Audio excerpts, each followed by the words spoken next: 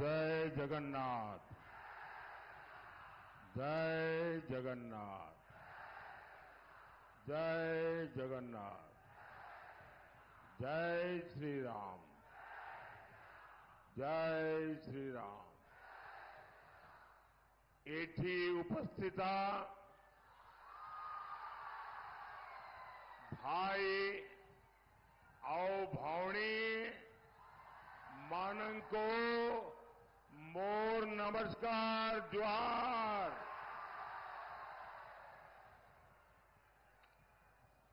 यहां मैंने देखा एक बिटिया बहुत बढ़िया चित्र बना के लाई थी, साथ में राम मंदिर भी बनाया था। वो चित्र के पीछे आपने अपना नाम पता लिखा है। ये बच्ची भी कोई किताब विताब लाई है, देना चाहती है, जरा ले लीजिए भाई। वो कोई नौजवान हमारी मां का चित्र बना के लाए हैं, हाँ वो भी ले लीजिए। वो एक बच्ची को जो किताब जैसा है उसके हाथ में ले लिया।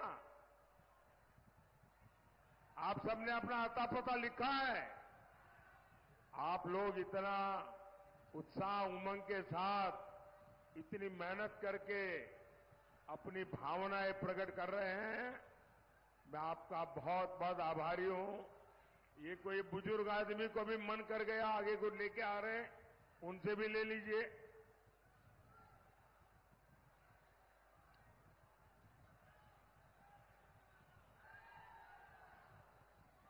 हमारा उड़ीसा कला का धाम है। हर परिवार में कला है और इतनी बढ़िया बढ़िया चीजें बना के लाते हैं सब। लेकिन इसके साथ आप अपना प्यार भी लेके आते हैं, आप अपनी शुभकामनाएं लेके आते हैं, और वही मेरी सबसे बड़ी ऊर्जा है, वही मेरी सबसे बड़ी ताकत है। साथियों, महिमा गोसाई और भीमा भोई की स्मृति को मैं आज इस धरती से नमन करता हूं।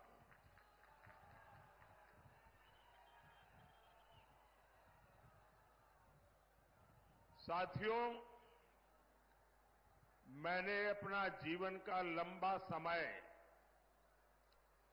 पार्टी के संगठन के कार्य के लिए खपाया है और मैं संगठन की बारीकियों को बहुत भली भांति जानता हूं। अगर मुझे गुजरात में कोई कहे कि बहुत बड़े लीडर आने वाले हैं, सुबह 10-11 बजे रैली करो, तो मैं हाथ जोड़ के कहता था कि नहीं जी, 10:30-11 बजे कौन आएगा, ये संभव नहीं है। आप 2 बजे के बाद का टाइम दे दो। बड़ा मुश्किल होता था। सुबह 10 बजे ये भीड़, ये जन सैलाब, पूछे पूरा स्टेडियम भरा पड़ा है। ये अद्भुत दृश्य है। और ये तो 10:30 बजे हैं। मैं जब सुबह 7 बजे पुरी में भगवान जगन्नाथ जी के चरणों में वंदन करने के लिए गया था, भगवान जगन्नाथ जी के आशीर्वाद लेने गया था, सुबह 7 बजे पुरी के रास्तों पर हजारों लोगों की भीड़। और मैं अभी सीधा पुरी से आ रहा हूं। थोड़ी देर पहले मुझे महाप्रभु जगन्नाथ जी के दर्शन और पूजा अर्चन करने का सौभाग्य मिला। और मैंने प्रभु जगन्नाथ जी, और जगन्नाथ जी ऐसे हैं, हर किसी की आशा पूरी करते हैं, तभी तो वो पूरी है। मैंने उड़ीसा और देश की सुख समृद्धि के लिए महाप्रभु जगन्नाथ जी से आशीर्वाद मांगा है। भाइयों और बहनों, आज देश में 5वें चरण का मतदान भी हो रहा है। बड़ी संख्या में वोटर्स पोलिंग बूथ पर पहुंचकर अपना कर्तव्य निभा रहे हैं। मैं सभी मतदाताओं से और विशेषकर फर्स्ट टाइम वोटर्स से आग्रह करूंगा कि वे अपना वोट जरूर डालें। साथियों, जिनको अभी भी मन में अगर दुविधा है, गर्मी है, जाऊं न जाऊं, वो जरा इस सभा में एक नौजवान को मैं देख रहा हूं और मैं देख रहा हूं वो व्हीलचेयर में है। ये इससे बड़ा इंस्पिरेशन क्या हो सकता है? मतदान के लिए देखिए, एक जागरूक नागरिक अपनी असुविधा, अपनी कठिनाई की परवाह किए बिना राष्ट्र के लिए क्या करना चाहिए, इसलिए यहां आकर के मौजूद है। मतदाताओं के लिए यही प्रेरणा है। मैं आपका बहुत आभारी हूं दोस्त। साथियों, चुनाव के इस समय में दुनिया के कई एक्सपर्ट्स देश भर में घूम रहे हैं। वो भारत के इस तरफ जरा जो चित्र लाए हैं जरा ले लीजिए। किसी को निराश मत कीजिए भाई, किसी को भी निराश मत कीजिए। ये लोग देने के लिए आए हैं, कुछ लेने के लिए नहीं आए हैं।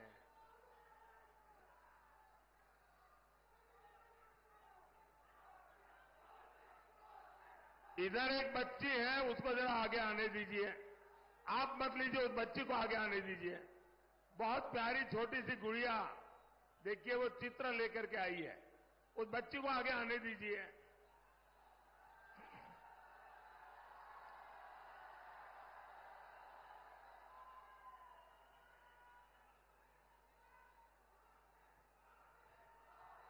शाबाश बेटा।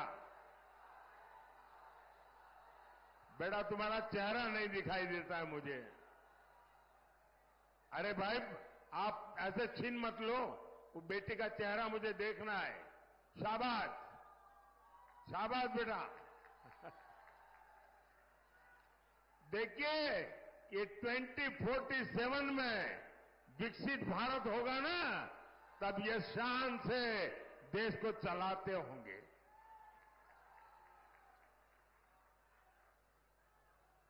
साथियों, चुनाव के इस समय में दुनिया के कई एक्सपर्ट देश के कोने कोने में जा रहे हैं, वहां के हालात का जायजा ले रहे हैं, भारत के लोकतंत्र के उत्सव को एंजॉय कर रहे हैं।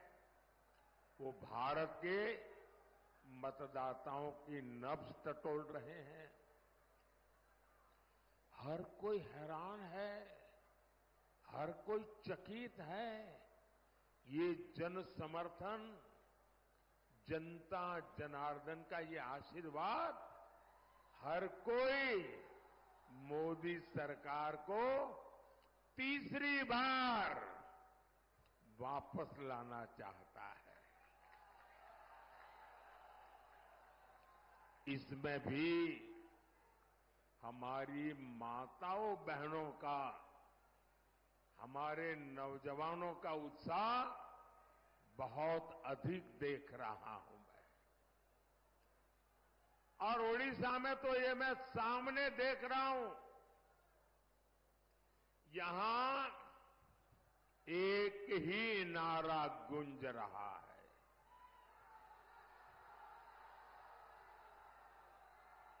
ओडिशा के गांव गांव, गली गली, घर घर से एक ही आवाज आ रही है।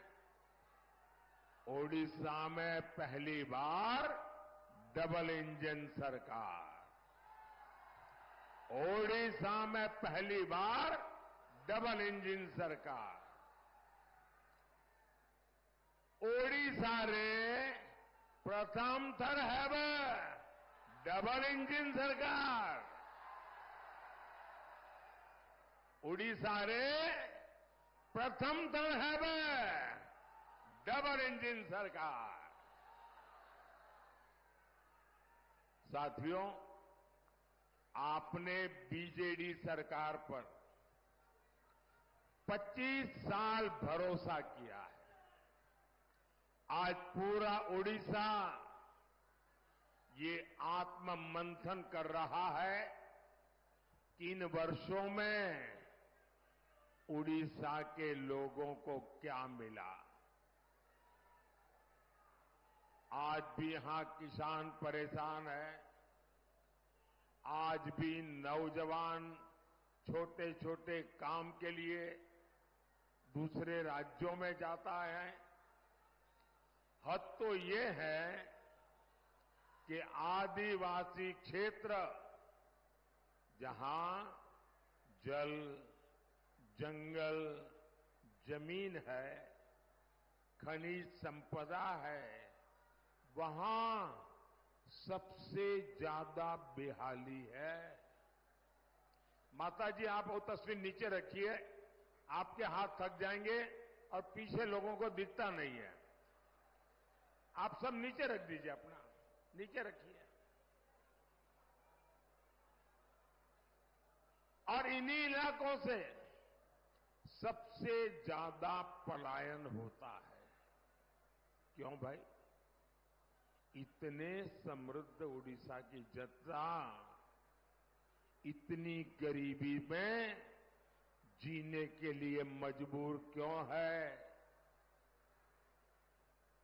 जरा भाई एसपीसी के लोग इन सबसे ले लीजिए, वरना उनको भी चैन नहीं होगा और मुझे भी चैन नहीं होने देंगे। ये जो काले शर्ट वाली बच्ची है ना, वो कब से किताब लेके खड़ी है, जरा ले लीजिए उससे। बेटा आगे आ जाइए। यहां आना संभव नहीं है बेटा, यहां आना संभव नहीं है। वो सिक्योरिटी वाले तुम्हें बहुत परेशान कर देंगे।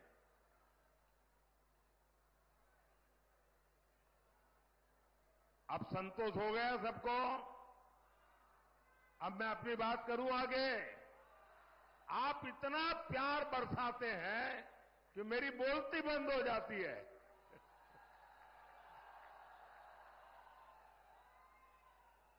साथियों, मैं गुजरात से आया हूं।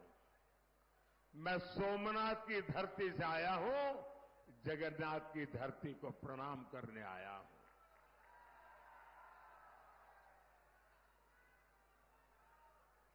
लेकिन मैं उड़ीसा में जो गरीबी देखता हूं, मेरे दिल में बहुत बड़ा दर्द होता है कि इतना समृद्ध प्रदेश, इतनी महान विरासत, ये मेरे उड़ीसा को किसने तबाह कर दिया, किसने बर्बाद कर दिया, किसने इसके नौजवानों के सपनों को कुचल डाला। एक एक बात मुझे बहुत दर्द करती है, बहुत पीड़ा करती है। और मैं जब देखता हूं इसकी वजह क्यों है, क्या वजह है? इसकी वजह है बीजेडी सरकार पूरी तरह भ्रष्टाचारियों के कब्जे से गिरी हुई है। मुट्ठी भर भ्रष्टाचारियों ने मुख्यमंत्री आवास को, मुख्यमंत्री कार्यालय को कब्जा करके बैठ गए हैं। बीजेडी के छोटे छोटे नेता भी करोड़ों के मालिक बन गए हैं।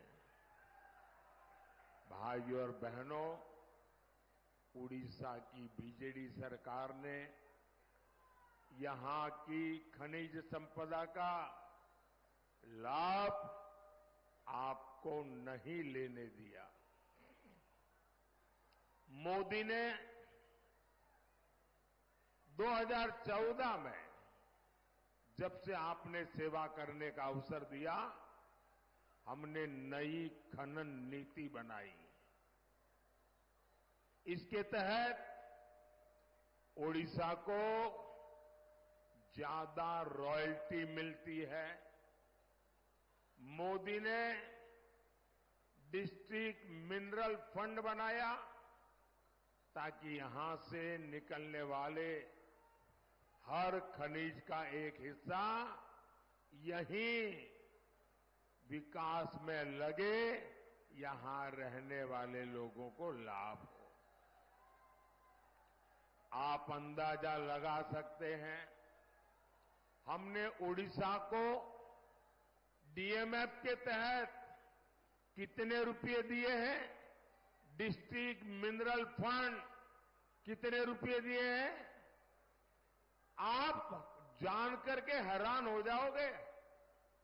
डिस्ट्रिक्ट मिनरल फंड के तहत 26,000 करोड़ रुपए। साथियों, 26,000 करोड़ रुपए।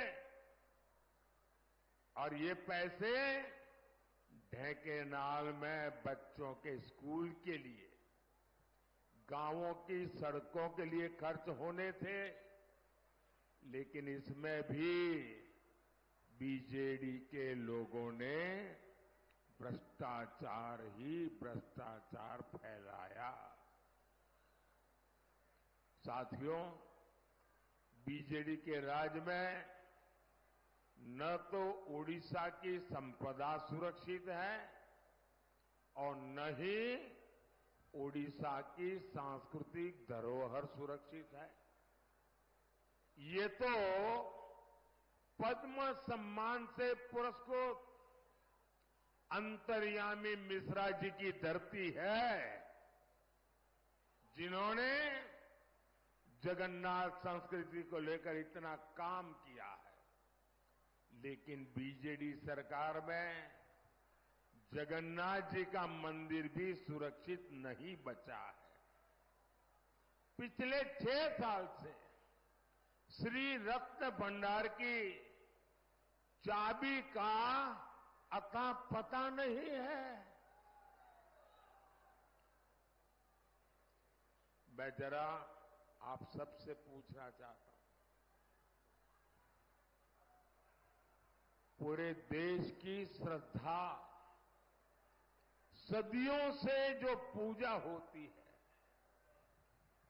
जिसका मालिक स्वयं भगवान जगन्नाथ है, अरे हमारे घर की चाबी खो जाए तो भी हम मन्नत करते हैं, महाप्रभु जगन्नाथ जी मेरे घर की चाबी जरा खो गई है, कुछ मदद करो। और महाप्रभु जगन्नाथ जी के आशीर्वाद से घर की चाबी भी घंटे 2 घंटे में मिल जाती है। 6 साल हो गए, रत्न भंडार की चाबी खो गई है।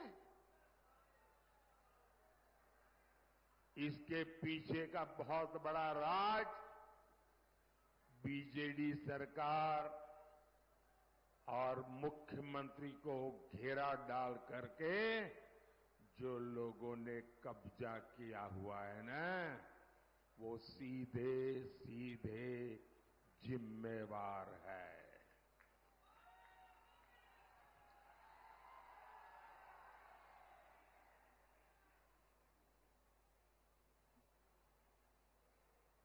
पूरा उड़ीसा जानना चाहता है कि जो जांच हुई थी उसकी रिपोर्ट में ऐसा क्या है कि बीजेडी ने वो रिपोर्ट ही दबा दी। बीजेडी की खामोशी से लोगों का शक गहरा रहा है। मैं आज उड़ीसा के लोगों को भरोसा देता हूं, उड़ीसा में भाजपा सरकार बनते ही दूध का दूध, पानी का पानी हो जाएगा। भाजपा सरकार जांच रिपोर्ट को सार्वजनिक करेगी और महाप्रभु जगन्नाथ जी की ये हमारी सबसे बड़ी सेवा उसी से शुरू हो जाएगी। साथियों, ये बहुत गंभीर घटना है जिसमें उड़ीसा की धरोहरों को लेकर संवेदनशीलता नहीं है। वो धरोहरों का संरक्षण भी नहीं कर सकते ये लोग। उड़ीसा का तेज विकास तो उड़ीसा की मिट्टी की संतान ही कर पाएगी। और इसलिए मोदी ने आपको गारंटी दी है, आप यहां भाजपा की सरकार बनाइए। भाजपा उड़ीसा के बेटे या उड़ीसा की बेटी को ही उड़ीसा का मुख्यमंत्री बनाएगी।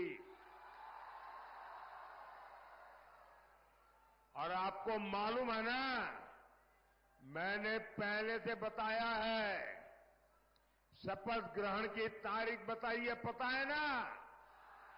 कौन सी तारीख?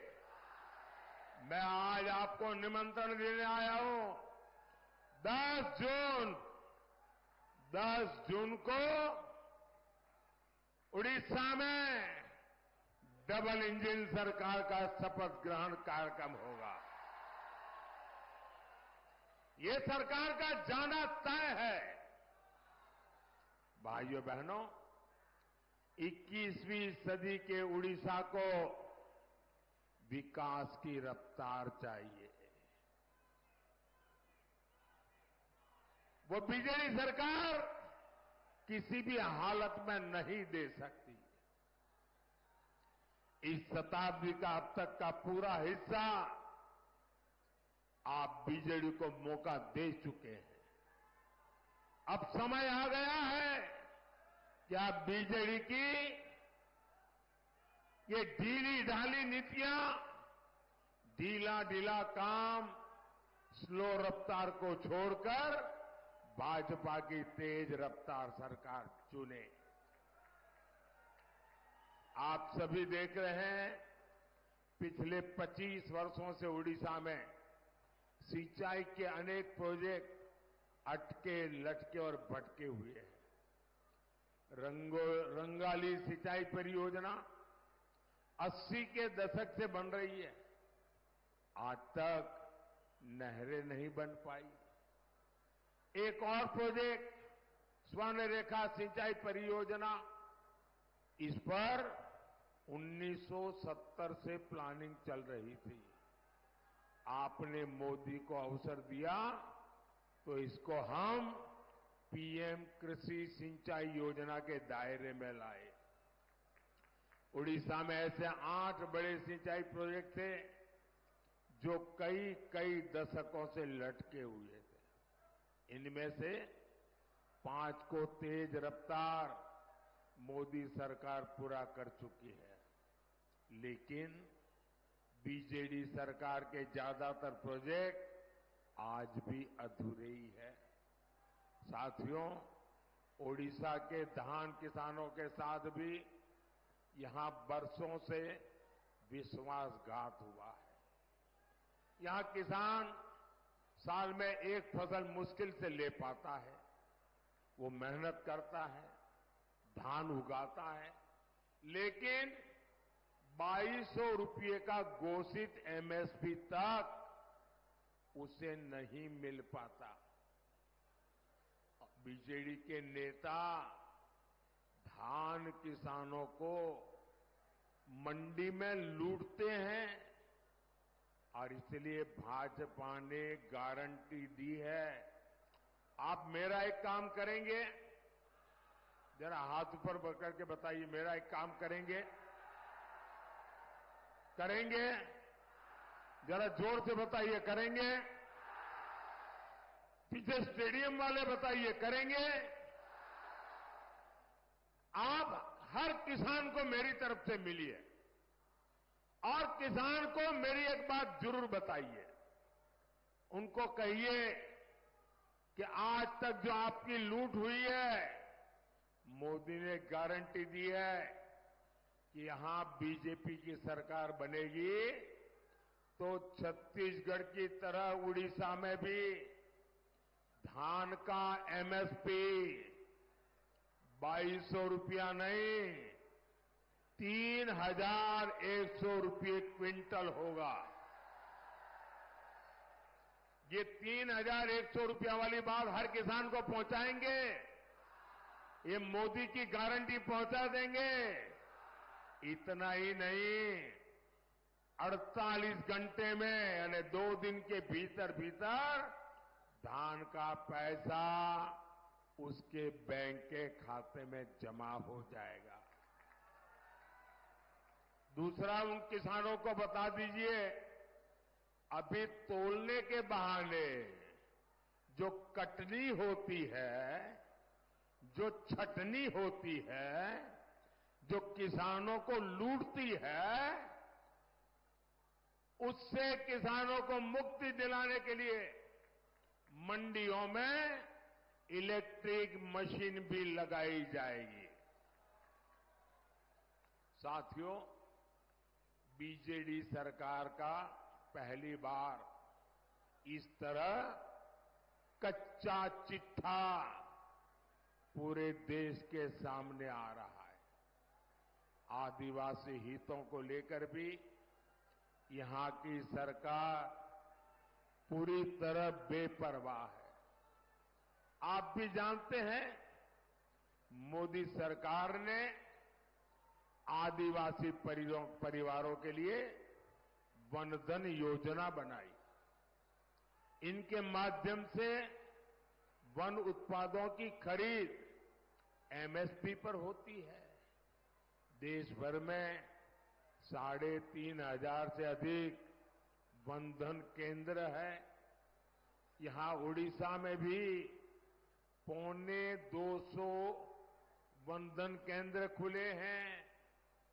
इनमें 80 से ज्यादा वन उत्पादों की खरीद एमएसपी पर होती है। लेकिन बीजेडी सरकार क्या करती है? वो वन उपज पर आपको सही एमएसपी तक नहीं देती। 25 साल हो गए नवीन बाबू की सरकार आदिवासियों के लिए यहां पेशा कानून तक लागू नहीं कर पाई। इससे आदिवासी परिवारों के भूमि अधिकार से जुड़ी अनेक समस्या ज्यों की त्यों है। भाइयों और बहनों, उड़ीसा में बीजेडी सरकार की वजह से हमारी माताओं बहनों का घर चलाना बहुत मुश्किल हो गया है।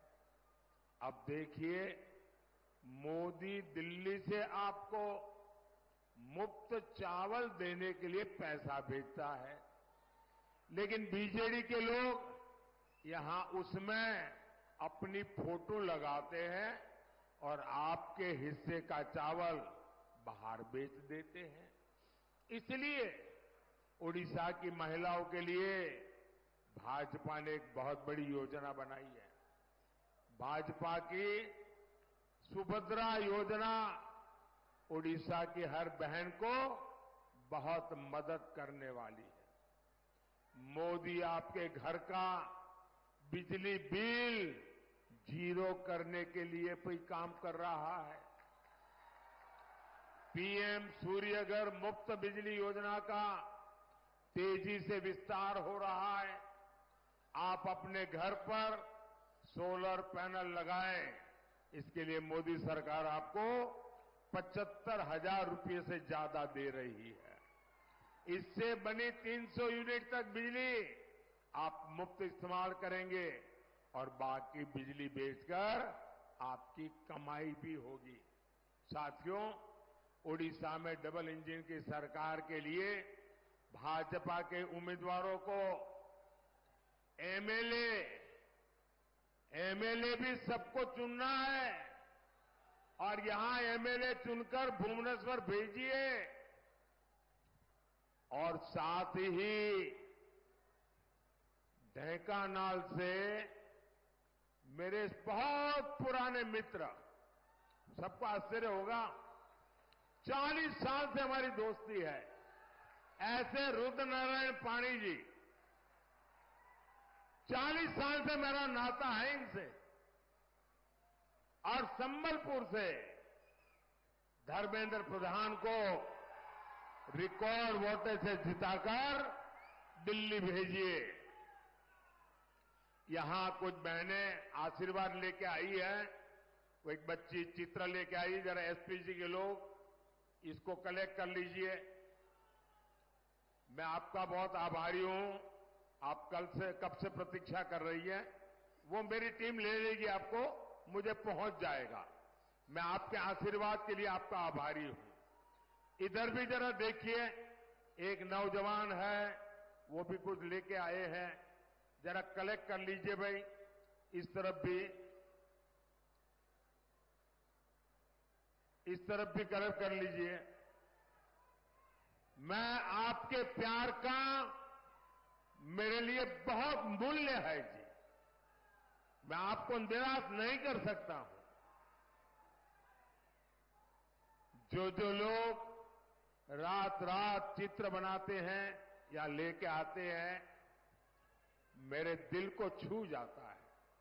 मैं हृदय से आप सबका बहुत आभारी हूं और जिन तक मेरी ये बात पहुंचती नहीं, मैं उनसे भी क्षमा मांगता हूं, क्योंकि सभा में मेरे लिए संभव नहीं होता है कि सबकी तरफ मेरा ध्यान जाए और बहुत से लोग हो जाए, इतनी मेहनत करके आए होंगे, बहुत सी चीजें छूट जाती होगी। साथियों, मेरा एक काम करेंगे आप लोग,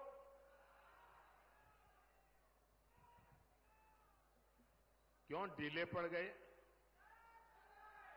मेरा एक काम करेंगे, जरा हाथ ऊपर करके बताइए, मेरा एक काम करेंगे? मेरा एक काम करेंगे, आप घर घर जाइएगा और कहिएगा कि अपने मोदी जी आए थे और मोदी जी ने परिवार के सबको नमस्कार कहा है, जुहार कहा है। मेरा नमस्कार पहुंचा देंगे, मेरा जुहार पहुंचा देंगे। बोलिए भारत माता की, भारत माता की, भारत माता की। बहुत बहुत धन्यवाद।